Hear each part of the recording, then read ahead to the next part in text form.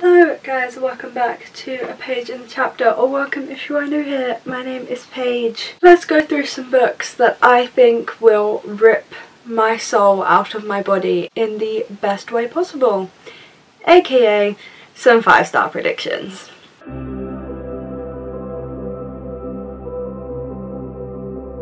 So books that I tend to give 5 stars are books that either have such fantastic world building I get lost in them, or they're very, very cozy books that just give me a feeling. These cozy books have been known to include The Invisible Life of Addie LaRue and Stardust. Like, they're just cozy. I very much like cozy books. Or they absolutely tear my heart to shreds. I'll be sobbing, I'll be crying. Sometimes involves the death of like a furry friend. And then another selection of books that I have given 5 stars to are books where the romance just has me acting like a 14-year-old fangirl. I like a romance that can really grip me and I cannot put the book down because I'm so excited, and if you were to sit across from me and watch me reading it, you would just see me freaking out, because I do very visibly freak out to a good romance. And so that is like the requirement for me to give a 5-star rating, and here are 8 books that I think are going to hit that rating for me. So we will come back to this video in a couple months from now and see what I actually rated them. Can I predict 5 stars that well? It hasn't gone that well in the past, but hopefully it will go better today, and hopefully you guys get some recommendations too, and you can leave your predictions for these books based on your own ratings or just what you think there will be down in the comment section, and I'd love to know what you predict my rating of these books will be. So if you guys like the sound of this video and you'd like to stay tuned for the follow-up to see if I was right, then do make sure you hit that big red subscribe button down below to stay tuned for future content. You can also hit that thumbs up button, that would mean a lot to me. I upload twice a week on a Wednesday and a Friday, so there's just no shortage of bookish content here on this channel. It would mean a lot if you could support the channel in some way. And so, without further ado, let's get into the books that I think are going to absolutely rip my heart out of my chest. So the first book I would like to share with you is actually my current read, and that is House on the Cerulean Sea by TJ Klune. I am 86 pages into it. I actually started it this very morning when I woke up. I think this will be a 5-star prediction because I think this will fit both into the super cozy wholesome category, but also the make me cry category, at least going based on Under the Whispering Door by TJ Klune. That was a very heartbreaking book, but was also very, very cozy and wholesome, and I was just crying for multiple different reasons at that book. I think this one will be the same. I've seen such good reviews of it too. I've seen much more good reviews of House in the Cerulean Sea than I have Under the Whispering Door by TJ Klune, and so far Under the Whispering Door is like my favourite book of the year. 80 pages in, I don't think this one is as good yet. But I do have really, really, really high hopes for this book, and I do think that it could be a 5 stars, just purely on cozy factor, making me cry factor, not that it takes a lot to make me cry. So this follows our main character, Linus Baker, and he is, I wouldn't say a grouchy old man, but he's definitely very career driven, doesn't have much of a life outside of his career, and as part of his career working for the department in charge of magical youth, I believe that is it, he has to go and visit the House on the Cerulean Sea, which is an orphanage for like magical children, one of them being the Antichrist, and it is about Linus forming an attachment with the headmaster of this school, Arthur Parnassus, and whether he wants to continue with his career, which I'm sure he's going to realise is actually not a good one, or does he want to become a good person. And if it's anything like Under the Whispering Door, it's just going to be so cute and wholesome and wonderful, and I just love seeing these very normal old men in TJ Klune's books become very, very wholesome old men. And then my next 5-star prediction is Serpent and Dove by Shelby Mahorin. I'm nervous about this one as a 5-star prediction, just because YA fantasy, is it gonna be a 5-star? Is a fantasy book that's like a proper fantasy going to be a 5-star? I do think this one could go either way, but the reason that that I think this could potentially be a 5-star is because I think this one will have that soul-gripping romance that gives me the squeals. Like, I think this could be 5-star in that sense. So this is about a witch and a witch hunter having to be in a marriage of convenience, and it just sounds incredible. I'm dying to read this series, but I can't commit to it yet. I've got too many series on my TBR as it is. I just think this is such a good idea, and it seems like the perfect book for like 14-year-old me, and I think 14-year-old me might convince my brain to give this 5 stars. So if the romance in this book is good and it's not horrifically written, I think this could be a 5 stars. Maybe.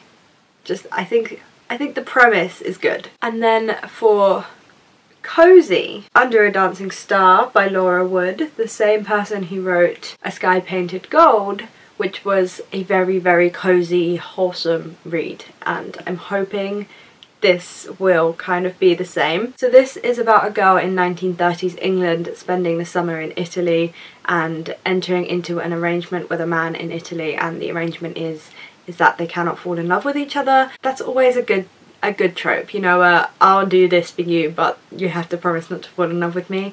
I quite like that in a book, I won't lie to you. And I just, like, Laura Wood's writing in A Sky Painted Gold was so cozy, and it gave me those cozy vibes, and it was just perfect to sit there with like the rain pouring and a candle on and a nice cup of Earl Grey with some fairy lights in the background. Like, that was the vibe. And whilst this is more of a summery tale, takes place over the summer, is set in Italy, A Sky Painted Gold was also set over the summer, and she still managed to curate such cozy, like, summer night vibes. So I do have high hopes for this book, and I like cozy books. They're my favourite type of book, is books that just feel like you are reading in front of a massive window with the rain pouring outside. I just like books like that, and so I think this could be a 5 stars. And if anyone has any of those types of books, please leave them down in the comment section, because I love them. It's my favourite, like, genre that's not a genre. And now we're getting into the fantasies. These are like heavy fantasies that could be 5 stars based on world building, events, ripping my soul out. All of those categories is where I think most of these books could fit. So again, I'm going to go through this first book in this category is one that, whilst I do think has the potential to be 5 stars, part of my brain thinks I might have a death wish putting it on this list, and that is because it is The Bone Season by Samantha Shannon, and I gave The Priory of the Orange Tree by Samantha Shannon like 1 star or 2 stars. I really did not like that book. So to assume that I might give this one 5 stars, I don't know what's going on up here, but something is telling me that I'm going to really enjoy this book. So it is about a clairvoyant society, or a society that has clairvoyant people in it, and our main character Paige is like part of this underground society, but her dad works for the government that's trying to take down this underground society. It sounds good. I think it just depends on Samantha Shannon's writing, and I have isolated the fact that the problem with Priory of the Orange Tree was that it was A, too long, B, there were so many different point of views, and by the end of the book I was only interested in one, but at the start of the book I was interested in 2 of the different point of views and the different storylines, and I think if I could have spent more time in those, my enjoyment of the book would have been higher. So maybe something like this will boost my enjoyment. I don't know if it has multiple point of views, I don't know much about this book. All I know is that it is a 7-book series and not many of the books are out yet. Something about this book has gotten me excited. Having it sitting in my room, despite the fact that it's a 7-book series, despite the fact that most of the books aren't out yet, I am sat there like wanting to pick this book up and having to hold myself back from picking it up. So that gives me 5-star energy. And then the next book I would like to talk about, I do not own yet, but I'm desperate to get my hands on it in these next few weeks, and that is The Atlas Six by Olivia Blake. So The Atlas Six is like a dark academia book about this secret society. I don't know, I think they have to like compete to be initiated, something like that. But the hook of this book and why I am intrigued by it is because it is like set in a fantasy realm where the Library of Alexandria didn't burn down, and these are like the magicians of Alexandria, and they're protecting all of the knowledge that is in that library that we no longer have today. And I'm developing a little bit of a special interest in the Library of Alexandria, getting kind of obsessed with it. I don't know, I've just all of a sudden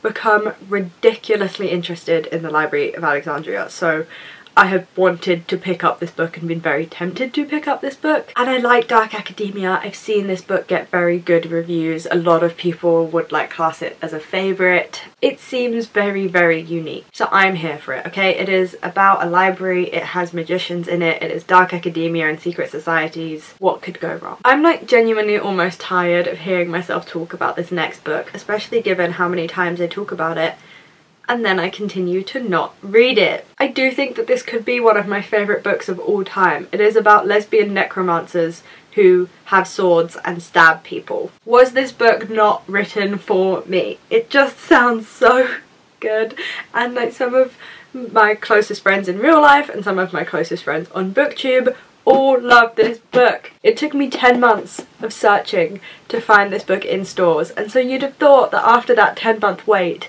I'd have picked it up and read it straight away. No, no. I'm telling myself that October is gonna be the month when I read this. But I currently have a lot of books on my October TBR, like a lot of them. So I genuinely think that the dead and the sword element of this book are what is going to make it a 5-star for me. I have heard incredible things about the world building and the type of storytelling that Tasman Moya has is quite unique and wonderful and really works for the story that she's trying to tell, and I just want to know what everybody is talking about when I see these cryptic tweets about the storytelling and the world building. I'm so intrigued. So whilst it's very weird and might take a little bit of adjusting, also it has a shiny cover that's massively reflecting my ring light. Oopsie. I have a little bit of a thing for swords and I want to see some badass women wielding swords and stabbing people, and also like there's necromancers involved. The book just sounds like it has everything. It could be one of my favourite fantasy books of all time if I could just actually crack open the book and allow myself to get into it. Are we even surprised by this one? Are we? Are we? It's a dark academia written by R.F. Kuang, the author of the Poppy War trilogy, which is a trilogy that blew me away. I have very recently, like yesterday, recently finished the final book in the Poppy War trilogy. So I'm very, very excited to go into this book. This is a dark academia set in Oxford and the University of Oxford, and it follows translators. So at the centre of Oxford University is Babel, the prestigious Royal Institute of Translation. And it follows our main character who was brought to England by a mysterious guardian, and he is working there as a translator, and he thinks that it's a paradise until he realises that it's not, and it is about him coming to terms with his duty of continuing to work for Babel, or to tear Babel down maybe? I'm not entirely sure, but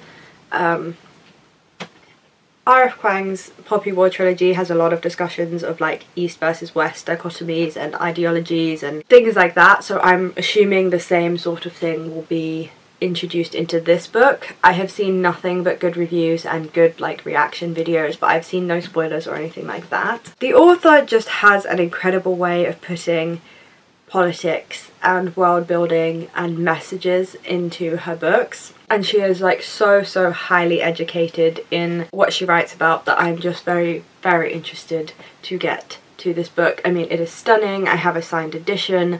I'm purposely holding myself back from it so that I can get the maximum vibes from it, but I genuinely think this book could become my favourite book of the year. That is how good the reviews for this book are. I need to know. I need to be on this hype train, and I just love that we're getting so much dark academia content right now. It's not surprising given how much it's blown up in recent years that now publishers would want to start publishing more dark academia, but it's not even like they're cash grabs. Like, we are getting some genuinely good options by big authors for dark academia, and I just want to stay on the hype train. And then the final book that I predict will be 5 stars. I predict will be 5 stars because Rachel here on YouTube also loves this book and keeps telling me to read this book, and I'm sure that she is right and I will love it, and it sounds like something I would enjoy. It's also got this whole like death theme going on, and that is Scythe by Neil Shusterman. I have the signed Fairy Loot special editions. Look like this under the cover. I have done a whole unboxing on my channel. I will link that video for you guys if you want to see the details of these absolutely stunning Fairy Loot editions. But Scythe by Neil Shusterman is about a world where death is completely controlled, and I believe there are these sorts of like Grim Reapers who go and